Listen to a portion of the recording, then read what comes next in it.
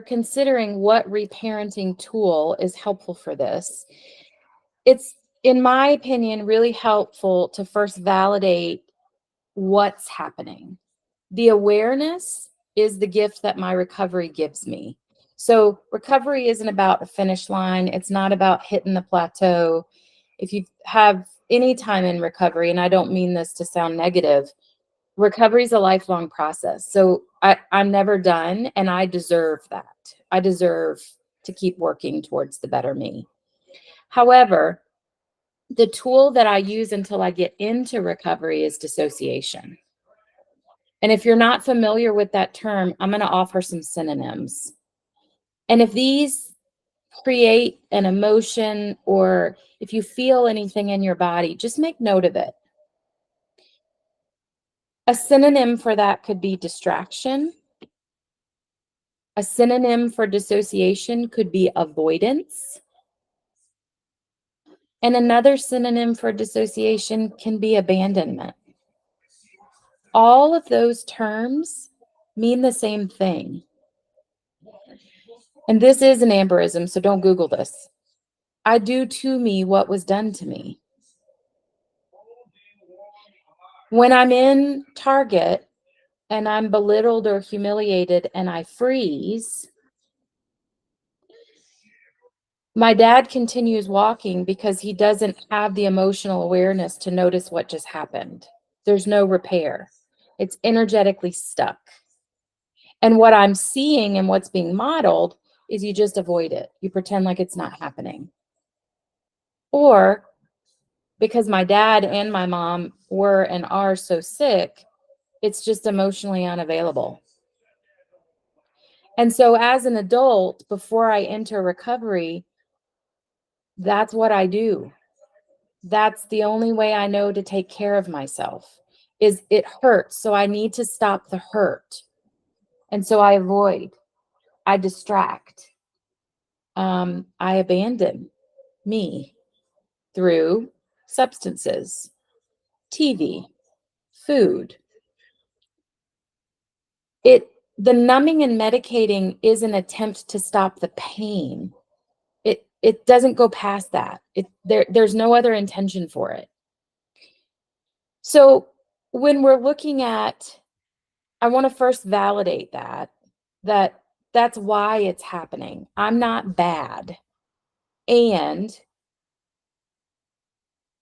in order for me to reparent that, in order for me to heal that, in order for me to repair that, the famous Brene Brown says it best. I got to feel to heal. As long as I'm checked out, as long as I'm dissociated, I can use any fucking tool in my toolbox and they're not going to work. You know why? Because I'm not feeling. I have to be able to have permission to be back in my body, which if you work with my team, this is why we do so much embodiment work. And it doesn't matter how long I stay in there. There's no gold medal for an hour of meditation without having a thought. That's not realistic. It's not a thing. And it is about how many times I come home. It's not about how long I stay in there. It's about how many times I come back. And the more I practice that, the more I come back home, I build that muscle and I learn what it feels like to be in my body. Because for some of us, for most of our life, that was not a safe place to be, hence the need for dissociation. So it's a very powerful tool. It's really fucking ingenious if you think about it. It's amazing as humans, as little ones. We even had a tool to know what to do when we got scared or when we were powerless. And now as an adult, what's happening is it no longer serves me because I want connection. I want to feel love. I want to feel hopeful. I want to feel something. What brings us in out of surviving is I don't know what I want. I don't know what I don't want. I'm kind of numb. Maybe I know what it feels like to be pissed and to be okay. This polarization, this all or nothing, this black or white, good, bad. That's not life. That's pathology. I have a right to feel the range and the continuum of emotions. And the way that I get that back is by coming back home. The frequency of coming back. And the first time I have a feeling and I go, I think I'm pissed. Or I share frequently, I remember the very first time I felt peace, and I was an adult in my 30s. And I said the same thing. I think this is peace. I never experienced that in my childhood, not about blame and fault, just about fact. And there is a difference in an emotional intelligence, a cognitive intelligence of what something means, and embodiment of what it feels like. I know what anger looks like, but do I know what it feels like in my body? Because that's an experience. It's mine. I can listen to other people and I can make sense of it if I haven't had it yet. And that's what recovery is all about, is this connection. When I hear how other people are doing things and then I try it that way. But when I'm experiencing all these tools and I feel so helpless or hopeless because nothing fucking works, it's probably because I'm still surviving and I'm still dissociated because I'm still triggered. So at times there is a need for stabilization. That's what many 12-step programs do. And ACA wouldn't be here without other 12-step programs. The reason ACA is in existence is because we were able to use other 12-step programs for abstinence or for moderation of something, behavior or substance. ACA is the only trauma-informed 12-step program that exists, and it's because of the stabilization of the other ones that we do exist.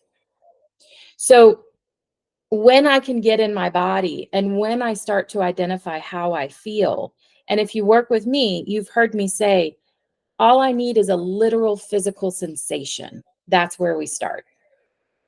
I don't know, I just feel uneasy in my tummy. I don't need to name that anything else. That's all I need. The physical body will then let me explore the emotional body, the mental body, and the energetic body. It's the doorways. So when I go through a physical sensation, that's what helps me start to color in what feeling feels like. And that's where I get to guide, nurture, protect, or love myself. It doesn't matter. And this, I don't mean for this to sound as harsh as it does. And my dad is deceased, which is why I speak of him in past tense. My mom is still alive.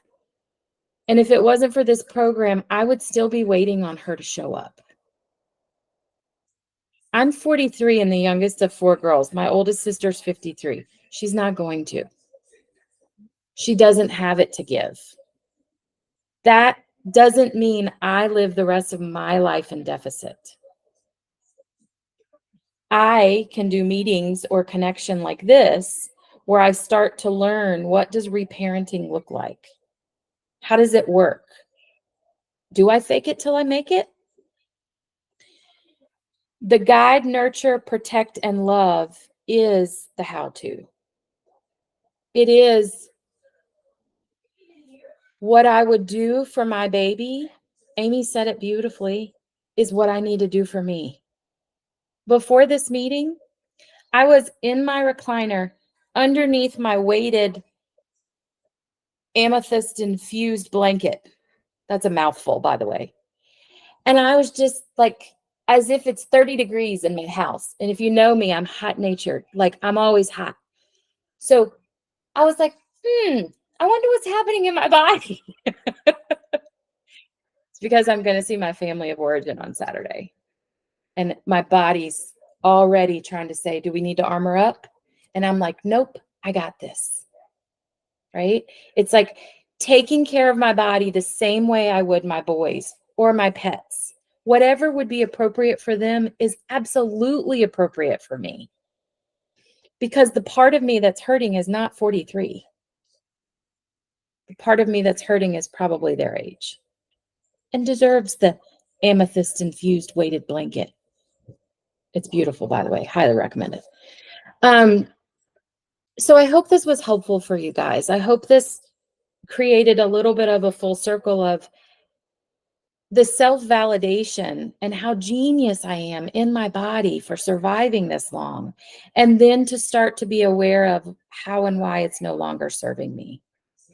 And the tools that I use for that will be the tools that I probably start to identify as the things that I didn't get. The nurturing, the protection, the love. And it's okay if you don't know what all that means yet. If you keep coming back here, we'll help you figure it out.